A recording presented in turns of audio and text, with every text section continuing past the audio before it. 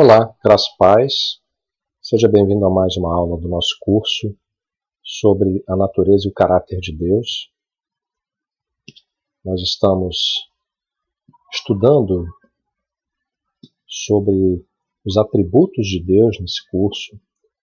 Nosso objetivo geral nos fala sobre isso. Queremos conhecer a natureza e o caráter de Deus, não de acordo com a nossa especulação, mas conforme estão revelados na Bíblia. E também buscarmos a aplicação desse ensinamento à nossa vida cristã. Esse é o nosso 7º encontro. Hoje nós vamos falar sobre santidade, um dos atributos morais de Deus. Antes de avançarmos, é sempre conveniente voltarmos a essa definição. O que é um atributo divino? É uma qualidade, uma característica atribuída a Deus a partir da revelação da Bíblia, claro. Em alguns livros de teologia você poderá encontrar a definição de atributo divino como perfeição divina ou perfeições divinas. Por quê? Porque em Deus tudo que lhe é atribuído é completo, pleno e perfeito. Esse gráfico que nós já apresentamos anteriormente, obviamente serve apenas para facilitar um pouco a nossa compreensão. Obviamente, Deus não é uma coleção de atributos, de forma alguma. Em Deus, tudo que está presente no seu ser é único, é completo, é pleno e é perfeito, como nós já falamos. Mas na medida em que ele se relaciona com a sua criação, se relaciona conosco, seres morais, a humanidade, se revela no tempo e no espaço, esses atributos também se manifestam, também são conhecidos, são revelados. E esse quadro nos ajuda a entender um pouco melhor. Também voltamos aqui a esclarecer que há várias maneiras de classificar os atributos de Deus, que são, obviamente, tentativas dos teólogos, dos estudiosos, de classificar para facilitar a compreensão. Você vai encontrar variações dessas classificações em vários livros de teologia. Aqui estamos usando atributos naturais e atributos morais para classificar esses atributos, sendo que os atributos naturais são aqueles que são exclusivos de Deus, ou seja, ele não compartilha com ninguém, pertencem somente a ele. E os atributos morais são aqueles que ele deseja compartilhar e de fato compartilha conosco, com seus filhos. Antes de avançarmos, vamos colocar aqui algumas questões introdutórias a respeito da santidade. Primeiro ponto, qual é a relação entre o amor, a justiça e a santidade de Deus? Para nós compreendermos isso, precisamos entender, em primeiro lugar, que não há uma separação entre os atributos. Não há uma parte de Deus que é amor, uma parte que é justiça, uma parte que é santidade. Em Deus tudo existe, como nós já falamos, de maneira completa, plena e perfeita. E estão interligados, estão agindo de maneira completa e perfeita também. Então não há uma contradição entre o fato de Deus ser um Deus de amor, que ama a sua criação, que deseja a salvação e a bem-aventurança dos seres humanos, e a sua justiça, que é exatamente a aplicação do seu julgamento moral. E a sua santidade também. Não há uma contradição entre esses atributos. Eles estão perfeitamente interrelacionados e presentes na revelação de Deus. Uma outra pergunta nos fala aqui de um paradoxo que tem incomodado, digamos assim, os teólogos ao longo dos séculos. Se Deus é santo, e assim puro, perfeito, imaculado, como ele pôde se tornar homem? A Bíblia diz claramente que o Verbo se fez carne e habitou entre nós. Jesus Cristo, nosso Senhor, Filho de Deus, segunda pessoa da Trindade, o Verbo, o Logos divino, ele encarnou, ele se tornou homem, se tornou sujeito a todas as contingências que nós seres humanos experimentamos, a fome, o frio, o medo, tudo, cansaço, tudo que você pode imaginar. Mas como pode um Deus santo se tornar homem e viver nesse mundo pecador, nesse mundo impuro? A Bíblia diz que Jesus em tudo foi semelhante a nós, exceto em uma coisa: ele não pecou. E, apesar de aparentemente contraditório, paradoxal mesmo, o fato é que ele, ao se tornar homem, mostrou que é possível viver uma vida humana sem pecar. E ele também assim viveu para poder consumar a nossa salvação.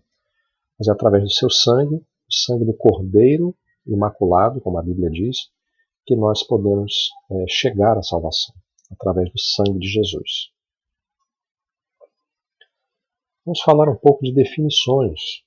Definir santidade. Você já deve ter ouvido essa expressão, ou talvez essa explicação em algum sermão, em alguma mensagem, algo que você leu. A palavra santo vem de uma raiz hebraica que significa separado. Kadosh tem esse sentido.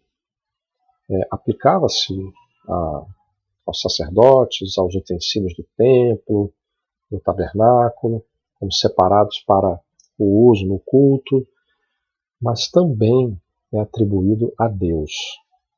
Atribuído a Ele de uma maneira bastante enfática na Bíblia.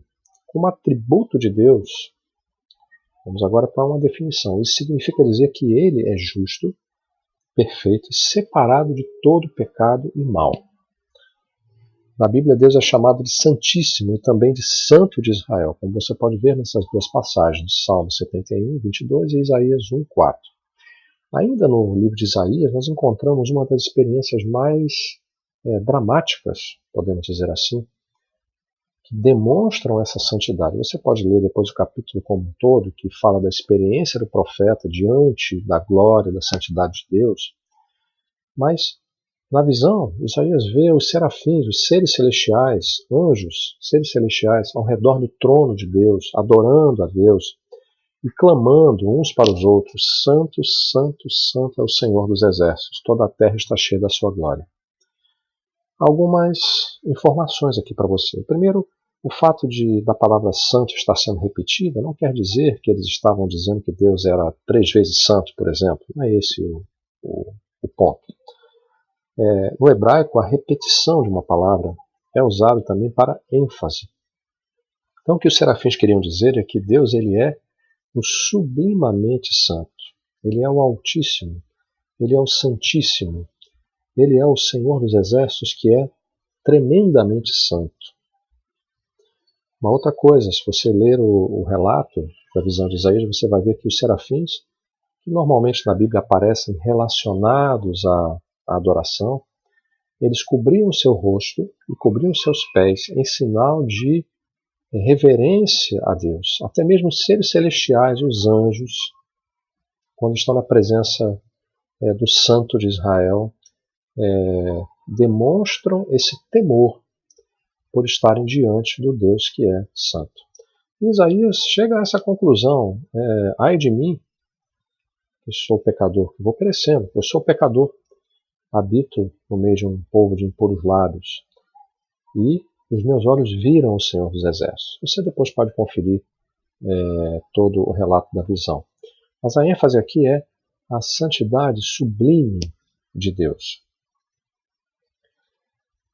Quando falamos de santidade, podemos abordá-la sob vários ângulos.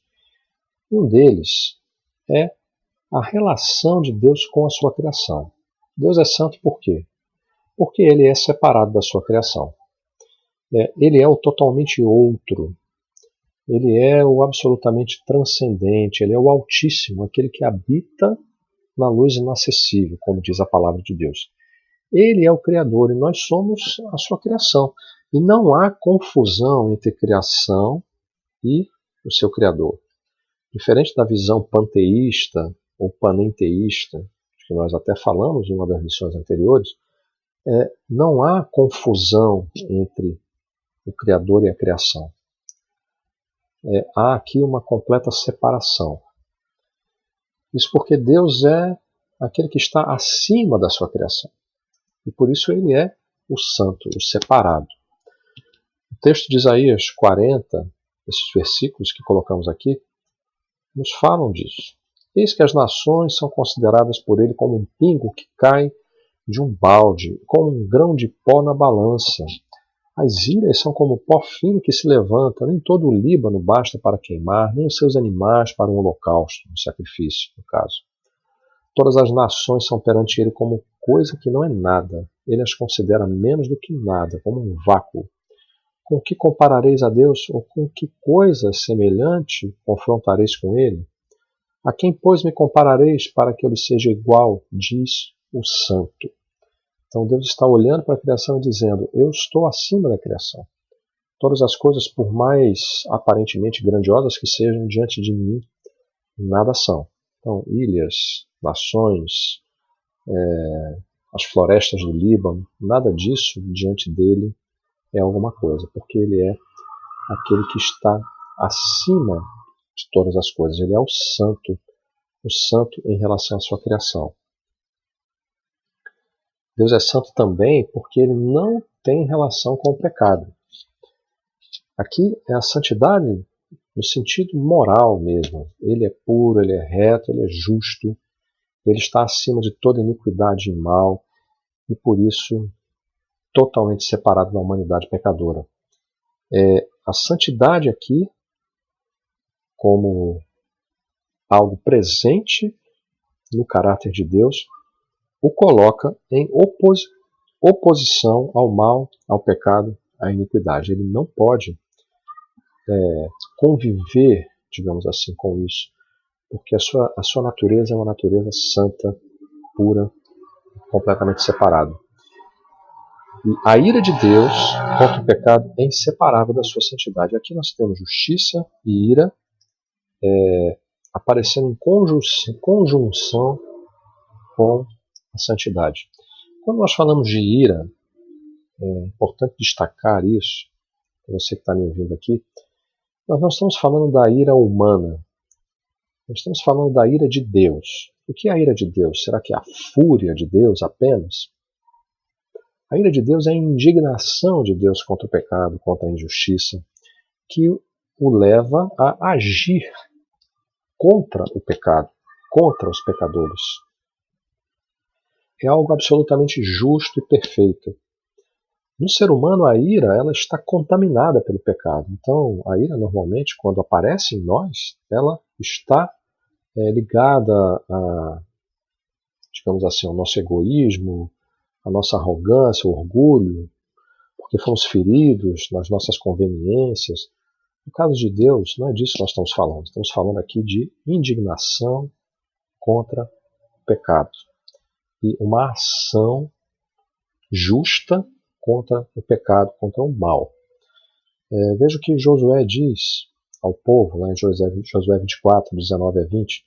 Então Josué disse ao povo, não podereis servir ao Senhor, porquanto é Deus santo, Deus zeloso, ou seja, um Deus que se importa com os seus mandamentos, se importa com os padrões que ele definiu para o seu povo. Deus zeloso que não perdoará a vossa transgressão nem os vossos pecados. Se deixardes o Senhor e servirdes a deuses estranhos, aqui entra a idolatria, então se voltará e vos fará mal e vos consumirá, depois de vos ter feito bem. Então aqui o que está em foco é a indignação de Deus com a infidelidade do povo. Deus fez um pacto com o povo de Israel e esperava deles a fidelidade. O pecado, especialmente aqui o pecado da idolatria, era algo que suscitava de fato a ira de Deus. Por ser santo, Deus ama a justiça e exige o mesmo de nós. Então, é importante a gente se afastar um pouco desse conceito de santidade que está talvez muito ligado a um certo moralismo. Deus olha em primeiro lugar o coração das pessoas, a intenção do coração.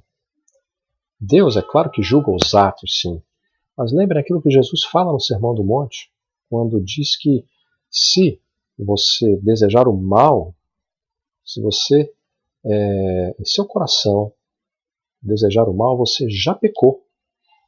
E Deus julga isso, inclusive. O nosso Deus é um Deus justo. E Ele exige de nós também um comportamento justo. Santidade está ligada a isso, ao agir corretamente e pelos motivos certos.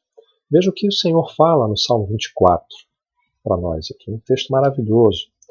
Versículos 3 a 5. Quem subirá ao monte do Senhor? Ou quem estará no seu santo lugar?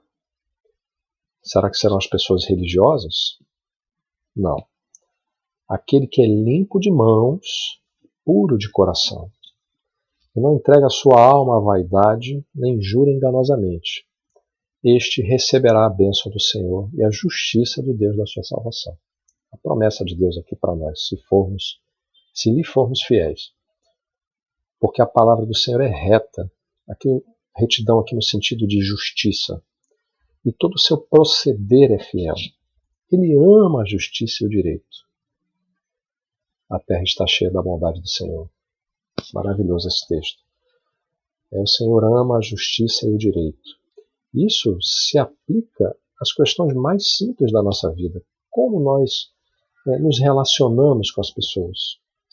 Com base na justiça, com base no direito, com base na bondade.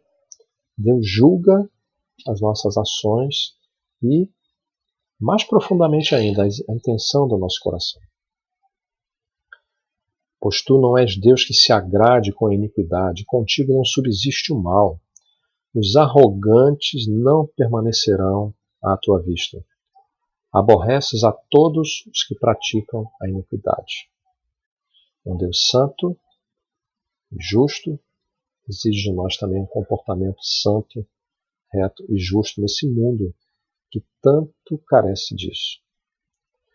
Por isso, a santidade é um desafio para nós.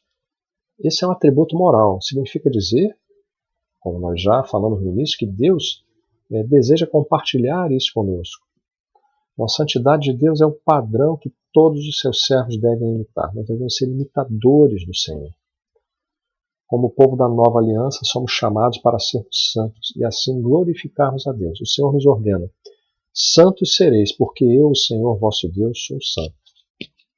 Ele disse isso para o povo de Israel e diz isso a mim e a você hoje. Como filhos de Deus, precisamos levar o pecado a sério e valorizar a obra salvadora e santificadora de Jesus Cristo em nós. Na nova aliança, nós temos Jesus Cristo como nosso modelo. E o Espírito Santo, habitando em nós, vai trabalhar para a nossa santificação. 2 Coríntios 7, versículo 1, tendo, pois, ó amados, tais promessas, purifiquemo-nos de toda impureza, tanto da carne como do espírito, aperfeiçoando a nossa santidade no temor de Deus. É por isso que eu quero concluir essa aula com esse versículo. É uma grande responsabilidade para nós, como povo de Deus. Somos chamados aqui, nesse texto, em 1 Pedro 2,9, vós, porém, sois raça eleita, sacerdócio real, nação santa, povo de propriedade exclusiva de Deus, a fim de proclamar as virtudes daquele que vos chamou das trevas para a sua maravilhosa luz. Nós fomos chamados por Deus para, através do nosso proceder, a forma como nós vivemos, no nosso dia a dia, de modo santo, para apontarmos para Deus. O texto diz, a fim de proclamar-lhes as virtudes daquele que vos chamou das trevas para a sua maravilhosa luz.